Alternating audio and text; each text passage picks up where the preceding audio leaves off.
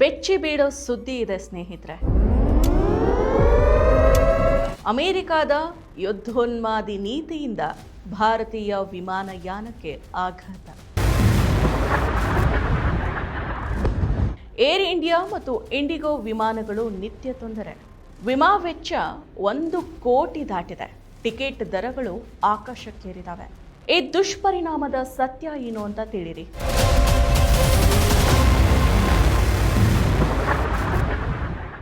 ನಮಸ್ಕಾರ, ADN.comಗೆ ಸ್ವಾಗತ.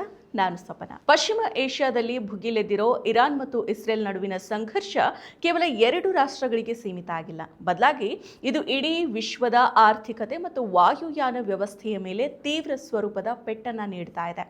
ಜಾಗತಿಕ ಶಾಂತಿಯ ಕಾವಲುಗಾರನಂತೆ ಬಿಂಬಿಸಿಕೊಳ್ಳೋ ಅಮೆರಿಕದ ಸಾಮ್ರಾಜ್ಯಶಾಹಿ ಹಿತಾಸಕ್ತಿಗಳು ಅಹಂಕಾರ ಮತ್ತು ಇಸ್ರೇಲ್ ಪರವಾದ ಪ್ರಚೋದನಕಾರಿ ಕುಮ್ಮಕ್ಕು ಇಡೀ ವಲಯವನ್ನ ಯುದ್ಧದ ಬೆಂಕಿಗೆ ತಳ್ಳಿದೆ. ತನ್ನ ಶಸ್ತ್ರಾಸ್ತ್ರ ವ್ಯಾಪಾರ ಮತ್ತು ತೈಲ ಸಂಪನ್ಮೂಲಗಳ ಮೇಲಿನ ಹಿಡಿತವನ್ನು ಉಳಿಸಿಕೊಳ್ಳೋದಕ್ಕೆ ಅಮೆರಿಕ ಅನುಸರಿಸ್ತಾ ಇರೋ ಈ ವಿನಾಶಕಾರಿ ವಿದೇಶಾಂಗ ನೀತಿಯಿಂದಾಗಿ ಜಾಗತಿಕ ವಾಯು ಪ್ರದೇಶದಲ್ಲಿ ಉಂಟಾಗಿರೋ ಬಿಕ್ಕಟ್ಟು ಪ್ರಸ್ತುತ ಭಾರತೀಯ ಏರ್ಲೈನ್ಸ್ಗಳಿಗೆ ಅಕ್ಷರಶಃ ದುಸ್ವಪ್ನವಾಗಿ ಪರಿಣಮಿಸಿದೆ. ಅಮೆರಿಕದ ಬೆಂಬಲದ ಜೊತೆಗೆ ನಡೀತಾ ಇರೋ ನಿರಂತರ ಬಾಂಬ್ ದಾಳಿಗಳು ಹಾಗೂ ಯುದ್ಧದ ಭೀತಿಯಿಂದಾಗಿ ಇರಾನ್, ಇರಾಕ್, ಕುವೈತ್, UAE ಮತ್ತು ಬಹ್ರೇನ್ ಸೇರಿದಂತೆ ಅನೇಕ ರಾಷ್ಟ್ರಗಳ ವಾಯು ಪ್ರದೇಶಗಳು ವಾಣಿಜ್ಯ ವಿಮಾನಗಳ ಹಾರಾಟಕ್ಕೆ ಸಂಪೂರ್ಣವಾಗಿ ಮುಚ್ಚಲ್ಪಟ್ಟಿದ್ದಾವೆ. ಇದರ ಪರಿಣಾಮ ಆಕಾಶದಲ್ಲಿ ಸುಮಾರು 28 ಲಕ್ಷ ಚದರ್ ಕಿಲೋಮೀಟರ್ಗಳಷ್ಟು ಬೃಹತ್ ಶೂನ್ಯ ವಲಯ ಅಥವಾ ನೋ ಫ್ಲೈ ಝೋನ್ ಸೃಷ್ಟಿಯಾಗಿದೆ. ಇದರಿಂದಾಗಿ ಏರ್ ಇಂಡಿಯಾ ಮತ್ತು ಇಂಡಿಗೋದಂತಹ ಭಾರತೀಯ ವಿಮಾನಯಾನ ಸಂಸ್ಥೆಗಳ ಯುರೋಪ್ ಮತ್ತು ಅಮೆರಿಕಾಗೆ ತೆರಳುವುದಕ್ಕೆ ಅತಿ ಉದ್ದದ ಮತ್ತು ಸುತ್ತ ಬಳಕೆಯ ಮಾರ್ಗಗಳನ್ನು ಅವಲಂಬಿಸೋದು ಅನಿವಾರ್ಯ ಆಗಿದೆ. ಯುದ್ಧ ಪೀಡಿತ ಪ್ರದೇಶಗಳನ್ನು ತಪ್ಪಿಸಿ ವಿಮಾನಯಾನ ಮಾಡೋದು ಸಂಸ್ಥೆಗಳ ಆರ್ಥಿಕತೆಯ ಬೆನ್ನು ಮೂಳೆ ಮುರಿತಾ ಇದೆ. ವಿಮಾನಯಾನ ಸಂಸ್ಥೆಗಳ ಮೂಲಗಳ ಪ್ರಕಾರ ಪಶ್ಚಿಮ ಏಷ್ಯಾಗೆ ತೆರಳೋ ವೈಡ್ ಬಾಡಿ ವಿಮಾನಗಳ ವಿಮಾ ಕಂತು ಪ್ರತಿ ರಿಟರ್ನ್ ಟ್ರಿಪ್ಗೆ 30 ರಿಂದ 40 ಲಕ್ಷ ರೂಪಾಯಿಗಳಷ್ಟು ಹೆಚ್ಚಳ ಆಗಿದೆ. ಪ್ರಸ್ತುತ ಯುದ್ಧದ ಉದ್ವಿಗ್ನತೆಯಿಂದಾಗಿ ಕೆಲವು ಸಂದರ್ಭಗಳಲ್ಲಿ ಈ ವಿಮಾ ಮೊತ್ತ 90 ಲಕ್ಷದಿಂದ 1 ಕೋಟಿ ರೂಪಾಯಿಗಳವರೆಗೂ ತಲುಪಿರೋದು ಆತಂಕಕಾರಿ ಸಂಗತಿ.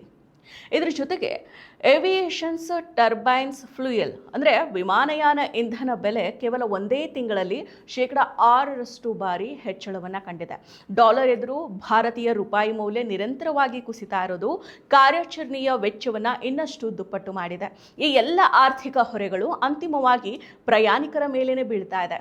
ಕೇವಲ ಹೆಚ್ಚುವರಿ ವಿಮಾ ಪ್ರೀಮಿಯಂನಿಂದಾಗಿಯೇ ಪ್ರತಿ ಪ್ರಯಾಣಿಕನ ಮೇಲೆ ಸರಾಸರಿ 20,000ದಿಂದ 35,000 ರೂಪಾಯಿಗಳಷ್ಟು ಹೆಚ್ಚುವರಿ ವೆಚ್ಚದ ಹೊರೆ ಬೀಳ್ತಾ ಇದೆ. ಅಮೆರಿಕ ಪ್ರೇರಿತ ಈ ಭೌಗೋಳಿಕ ರಾಜಕೀಯ ಬಿಕ್ಕಟ್ಟಿನಿಂದಾಗಿ ದಿನವೊಂದಕ್ಕೆ ಜಾಗತಿಕವಾಗಿ ಸರಾಸರಿ 700ಕ್ಕೂ ಹೆಚ್ಚು ಅಂತಾರಾಷ್ಟ್ರೀಯ ವಿಮಾನಗಳು ರದ್ದಾಗ್ತಾ ಇದೆ. ಇದರಿಂದಾಗಿ ಟಿಕೆಟ್ ದರಗಳು ಸಾಮಾನ್ಯ ಜನರ ಕೈಗೆಟಕದಷ್ಟು ದುಬಾರಿಯಾಗಿದೆ.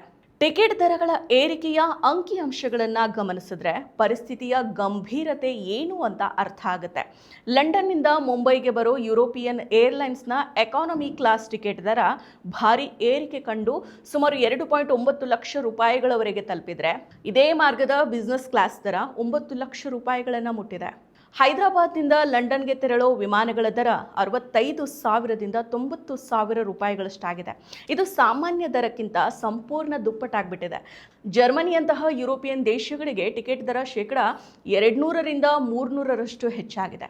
ಇನ್ನು ಹೈದರಾಬಾದ್ನಿಂದ ನ್ಯೂಯಾರ್ಕ್ಗೆ ಎಥಿಯೋಪಿಯಾ ಮಾರ್ಗವಾಗಿ ತೆರಳೋ ವಿಮಾನದ ಟಿಕೆಟ್ ದರ ಸುಮಾರು 1.5 ಲಕ್ಷ ರೂಪಾಯಿಗಳಿಗೆ ಏರಿಕೆ ಆಗಿದೆ. ಪಶ್ಚಿಮ ಏಷ್ಯಾದಲ್ಲಿ ಸುಮಾರು 90 ಲಕ್ಷ ಭಾರತೀಯರು ನೆಲೆಸಿದ್ದಾರೆ. ಅವರ ಸುರಕ್ಷತೆ ಮತ್ತು ಪ್ರಯಾಣ ಈಗ ಸಂಪೂರ್ಣವಾಗಿ ಅತಂತ್ರ ಆಗಿದೆ. ಉದಾಹರಣೆಗೆ ಹೇಳೋದಾದ್ರೆ, ಹೈದರಾಬಾದ್ನ ಅಂತಾರಾಷ್ಟ್ರೀಯ ನಿಲ್ದಾಣವೊಂದರಲ್ಲೇನೆ ಒಂದೇ ದಿನ 50ಕ್ಕೂ ಹೆಚ್ಚು ವಿಮಾನಗಳು ರದ್ದಾಗಿರೋದು ಅಲ್ಲಿನ ಕನ್ನಡಿಗರು ಸೇರಿದಂತೆ ಅನಿವಾಸಿ ಭಾರತೀಯರ ಆತಂಕಕ್ಕೆ ಕಾರಣ ಆಗಿದೆ. ಅಮೆರಿಕ ತನ್ನ ಸ್ವಾರ್ಥ, ಸೇನಾ ನೆಲೆಗಳ ವಿಸ್ತರಣೆ ಮತ್ತು ದಬ್ಬಾಳಿಕೆಯ ನೀತಿಗಳಿಗಾಗಿ ಪಶ್ಚಿಮ ಏಷ್ಯಾವನ್ನು ರಣರಂಗವನ್ನಾಗಿ ಪರಿವರ್ತಿಸಿರುವುದು ಸ್ಪಷ್ಟವಾಗಿದೆ. ಅಮೆರಿಕದ ಈ ವಿನಾಶಕಾರಿ ನಡೆಗಳಿಂದಾಗಿ ಭಾರತದ ವಿಮಾನಯಾನ ವಲಯ ಹಿಂದೆಂದೂ ಕಾಣದೇ ಇರೋ ಆರ್ಥಿಕ ಬಿಕ್ಕಟ್ಟಿಗೆ ಸಿಲುಕಿದೆ. ಎಲ್ಲಿವರೆಗೂ ಅಮೆರಿಕ ತನ್ನ ಸಾಮ್ರಾಜ್ಯಶಾಹಿ ನೀತಿಯನ್ನು ಕೈಬಿಟ್ಟು ಜಾಗತಿಕ ಶಾಂತಿಗೆ ಅವಕಾಶ ಮಾಡಿಕೊಡೋದಿಲ್ವೋ ಅಲ್ಲಿವರೆಗೆ ವಾಯುಯಾನ ಕ್ಷೇತ್ರ ಮತ್ತು ಮುಗ್ಧ ಪ್ರಯಾಣಿಕರು ಭಾರಿ ಬೆಲೆಯನ್ನು ತೆರಲೇಬೇಕಾದ ದುರಂತ ಸ್ಥಿತಿ ಮುಂದುವರಿಯುತ್ತೆ. ಮತ್ತಷ್ಟು ವಿಶೇಷ ವಿಡಿಯೋಗಳನ್ನು ನೋಡಲು ಮತ್ತು ಹೊಸ ವಿಡಿಯೋಗಳ ಬಗ್ಗೆ ತಿಳಿಯಲು ಈ ದಿನ .com ಯೂಟ್ಯೂಬ್ ಚಾನೆಲ್ ಸಬ್ಸ್ಕ್ರೈಬ್ ಮಾಡಿ ಮತ್ತು ಬೆಲ್ ಐಕಾನ್ ಕ್ಲಿಕ್ ಮಾಡಿ.